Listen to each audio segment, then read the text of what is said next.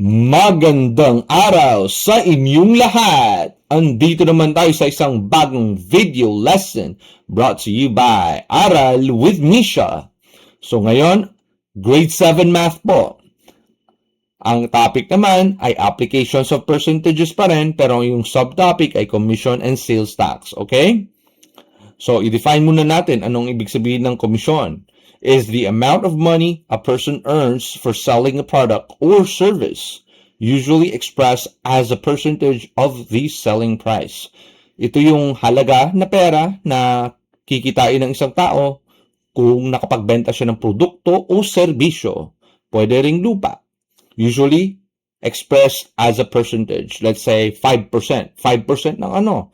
Ng total selling price. Let's say nagbebenta ka ng motor, humingi ka ng tulong sa isang ahente. So, sinabi mo, bibigyan mo siya ng 5% pag nabenta niya itong 100,000 pesos ng motor. So, yung commission niya, 5% ng 100,000, so 5,000 yon. So, may 5,000 siya pag nabenta niya yung 100K na motor. Okay? So, sales tax is an additional amount of money charged on the purchase of goods or services. It is calculated as a percentage of the selling price and is added to the total purchase price. Okay? So, ito yung buwis na dinadagdag sa halaga o presyo ng isang bagay na binebenta mo o serbisyo. So, let's say, may halaga na 100 pesos, dadagdag pa yan ng sales tax na let's say 10%. So 110 yung total na babayaran mo. Ito yung sistema sa Amerika na hindi pa kasama yung buwis. Yung presyo na nilalagay sa supermarket o anong store man yan, hindi pa kasama yung tax. Pero sa Pilipinas, yung VAT, ito yung tinatawag nating valued added tax. Pero yung mga presyo na nakikita nyo sa tindahan dito o stores or supermarket sa Pilipinas, yung VAT ay kasama na sa presyo. So, sinama na nila pag-compute. May original price, then yung sales, yung VAT, kinompute na rin nila, yun yung dinidisplay nila. Okay? Pero dito sa scenario na to, gagayahin natin yung sistema ng Amerika na hindi pa kasama yung sales tax. So, inclusive or exclusive, kung may mga worded problems, minsan nakakalito, pwede nyong itanong o iklaro sa teacher ninyo. Okay? So, ito yung formula ng commission. Sales amount, yan yung total na halaga, times the commission rate lang. So, yan yung commission ng ahente. Okay? Sales tax naman, sales tax is selling price, yung nakikita yung presyo. This is based sa American setting. Okay? Selling price, may times the tax rate, yan yung sales tax. So, yung total na amount na babayaran mo, the formula is selling price, original price yon, plus the sales tax. Okay? So, next tayo. So, solve na tayo ng mga problems. A pair of shoes costs 1,800. Okay? If the sales tax rate is 12%, how much tax will you pay? So, times 0.112 lang. 12% daw. So, diretso lang. Isang one-liner lang. Times 0.112. That's 216. 216 pesos. So that's the sales tax. Alright? So next tayo. A refrigerator costs 24,500. The sales tax rate is 10%. Find, may dalawang hinahanap, the sales tax and B, the total amount to be paid. So sales tax muna yung hanapin natin. 24,500 times 0.1 kasi 10% daw. So that's 2,450. Okay? So, B, ang tanong, total amount of the pay, syempre, ilagay natin yung original amount, 24,500, plus 2,450 na sales tax. So, ang total na sagot, 24,500 plus 2,450, that's 26,950. Okay? 26,950. Okay? Kung hindi naman tinatanong yung magkanong sales tax ang babayaran mo, pwedeng shortcut method, kung total price na kaagad, yung nahalaga na, di ba, 1, yan yung buo, may 10% pa daw na sales tax. So, ito yung pwede nyong ihadin tulad sa percentage increase plus 0.1. Okay? Kasi, magdadagdag ka ng plus 10% yung amount na babayaran mo. So, 2450, 24,500, okay, times 1.1. So, yan yung total. Tignan natin. Dapat 26,950 rin yan. 24,500 times 1.1. 26,950. So, pareho rin. Okay? So, next tayo. A salesperson sells a motorcycle worth 120,000 pesos. If the commission rate is 5%, how much commission does the salesperson earn? So, pwede nyong itry, pwede nyong i-pause muna. Pag tapos nyo nang isolve, play. Alright? Let's solve. 120,000 pesos. Okay? Yan yung sales worth 120. May commission daw na 5%, 0.05. Okay? So, ito yung salesperson. Ito yung commission rate. Okay? Times 0.05. So, 6,000 pesos. So, 6,000 is the commission. Diba? Simple lang. Okay, next tayo. A real estate agent sells a house for 3.5 million pesos. If the agent receives a 3% commission, how much commission is earned? So, same lang rin yung concept sa last problem. Pwede yung isolve. Pwede yung i-pause yung video. Alright, solve na natin. 3.5 million. Multiply that by 0.03. Okay, that's 3%. So, how much commission?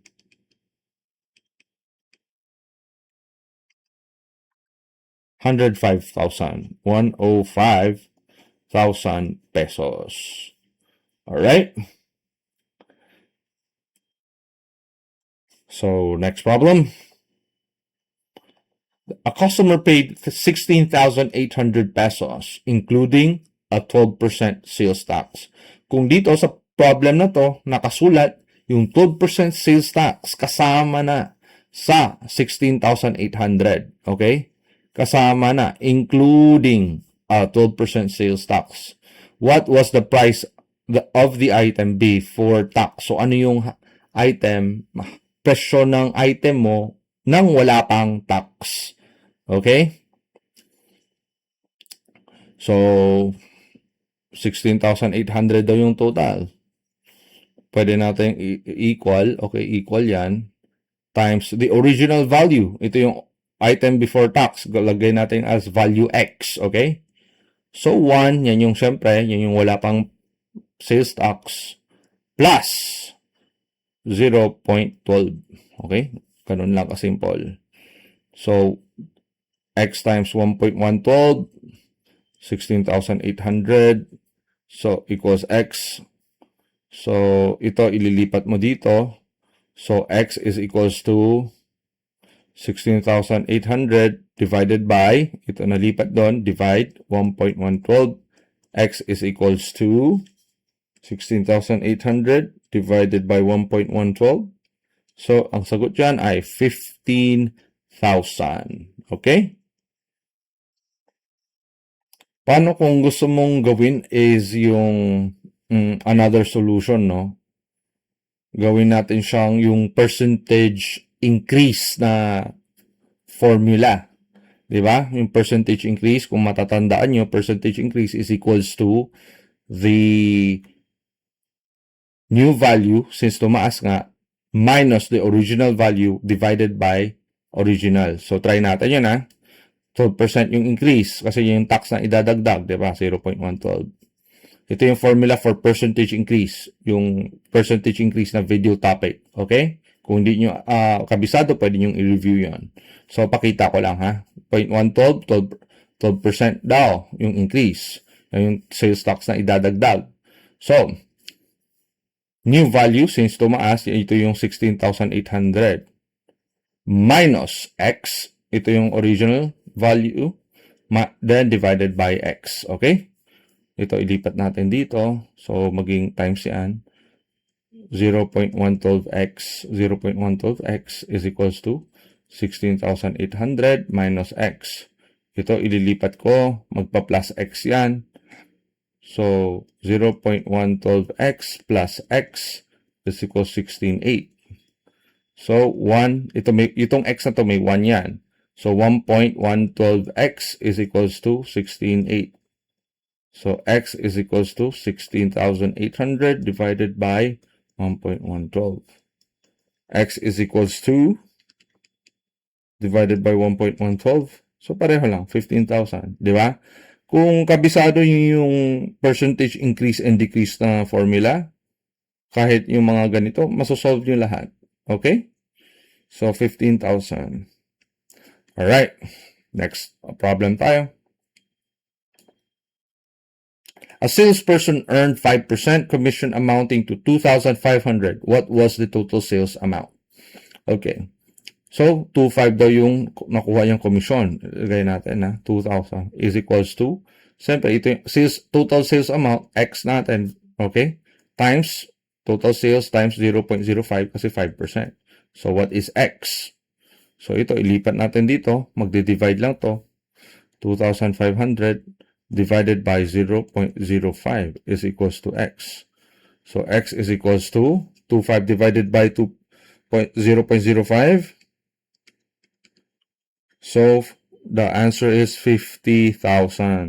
So, ito yung original price, yung total sales amount na nabenta, na kung may 5% commission yung ahente, makapag-earn siya ng 2,500. So, total sales is 50,000 yung sagot. Okay? Okay, next problem. A car dealer earned 42,500 in commission from selling a car worth 850,000 pesos. What is the commission rate? So, yung percentage naman, yung commission rate. So, pwede nyo i-pause yung video, then try nyo i-solve. Then, kung tapos na, then play. Alright, let's solve. 42,500 daw yung commission. Then, 850,000, okay, times X. Multiply that. X is the commission rate. Decimal rate yan, ha. Hindi na ako naglagay ng times 100. Since decimal yan, i-convert na lang natin mamaya. So, itong 850, ilipat ko lang. So, X is equals to 42,500 divided by 850,000. X is equals to 42,500 divided by 850,000. That's 1 over 20, okay? That's 1 over 20 is equals to 0.05 is equals to, i-move mo lang to decimal places, since gusto mo ng percentage, that's 5%. Okay? So, ang sagot, what is the commission rate? That's 5%. Alright? So, okay. So, sa mga taong hindi pa nakapag-subscribe, please subscribe po. Malaking suporta po ito sa ating channel. And kung nagustuhan nyo, please like the video and please also comment kung may mako-comment kayo. And maraming salamat po and sana po may natutunan po kayo and God bless. See you in the next video.